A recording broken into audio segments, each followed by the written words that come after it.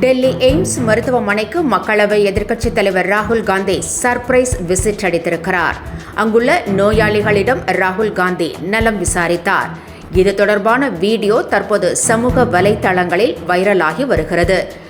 டெல்லியில் பிப்ரவரி மாதம் தேர்தல் நடைபெறவுள்ள நிலையில் அதற்கான ஆயத்த பணிகளில் அரசியல் கட்சிகள் ஈடுபட்டுள்ளன. இந்த தேர்தலில் பாஜக, ஆம் ஆத்மி, காங்கிரஸ் என 3 கட்சிகளும் களம் காண்கின்றன. இதில் ஆம் ஆத்மி கட்சிக்கு திரிணாமுல் காங்கிரஸ் மற்றும் சமாஜ்வாதி கட்சிகள் ஆதரவு தெரிவித்திருக்கின்றன. இந்தியா வந்துள்ள சிங்கப்பூர் அதிபர் தர்மன் சண்முகரத்தினம் பிரதமர் நரேந்திர மோடியை சந்தித்து பேசினார். இருவரும் இருதரப்பு உறவுகள் குறித்து விவாதித்தனர். செமிகண்டக்டர், டிஜிட்டல் மயம், திறன் மேம்பாடு உள்ளிட்டவை குறித்து விவாதித்ததாக பிரதமர் தனது எக்ஸ் தளத்தில் பதிவிட்டுள்ளார். சிங்கப்பூர் அதிபருக்கு குடியரசுத் தலைவர் மாளிகையில் சிவப்பு கம்பள வரவேற்பு அளிக்கப்பட்டது. தமிழகத்தில் இன்னும் 1/4 நூற்றாண்டு காலத்திற்கு முதலமைச்சர் மு.க.ஸ்டாலின் ஆட்சி தொடரும் என்றும், யார் தவறு செய்தாலும் பாகுபாடு இன்றி நடவடிக்கை எடுக்கும் ஆட்சி நடைபெற்று வருவதாகவும் அமைச்சர் சேகர் பாபு தெரிவித்திருக்கிறார். துறைமுகம் தொகுதியில் நடைபெற்ற சமத்துவ பொங்கல் விழாவில் கலந்து கொண்ட அமைச்சர் செய்தியாளர்களிடம் பேசிய போது இதனை தெரிவித்தார்.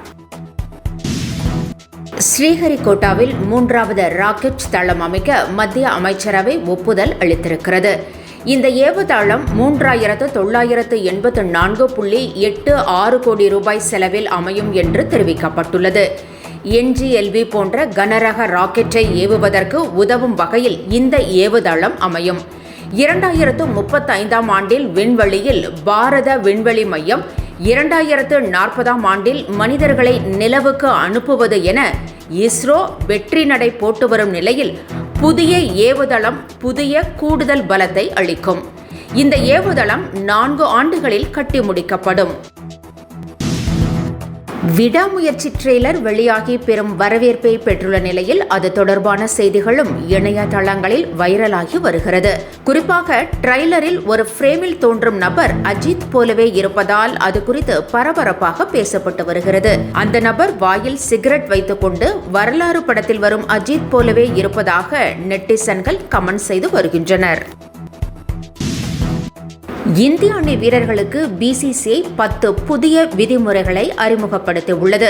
10ம் கடுமையான கட்டுப்பாடுகளாக உள்ளன. டெஸ்ட் கிரிக்கெட்டில் விளையாடும் வீரர்கள் உள்ளூர் போட்டிகளில் கட்டாயம் விளையாட வேண்டும்.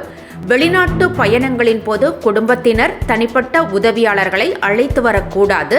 பயிற்சி ஆட்டங்களில் கண்டிப்பாக பங்கேற்க வேண்டும் என்பன உள்ளிட்ட விதிகள்தான் அவை.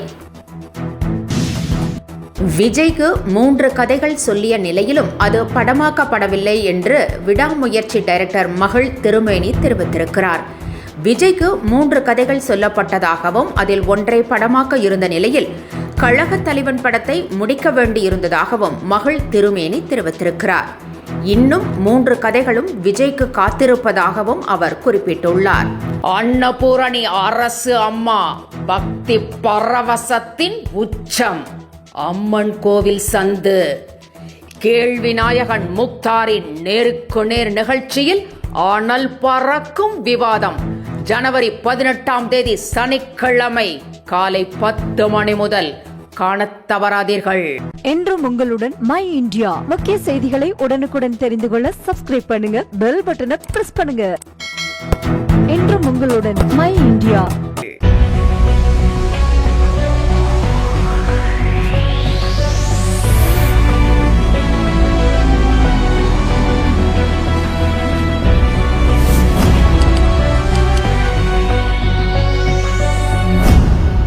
தேசத்தின் நம்பிக்கை மாத இதழ் அப்பா பதிப்பகம் இணைந்து வழங்கும் நேர்மையாளர் சகாயம் IAS அவர்களின் அனுபவ பதிவில் கடைசி தரையில் கண்டாங்கி சேலை இப்போது பரபரப்பாக விற்பனையாகிக் கொண்டிருக்கிறது.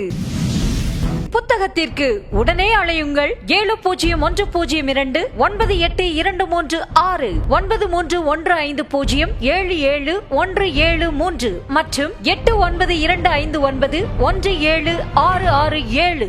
கடைசி தரையில் கண்டாங்கி சேலை.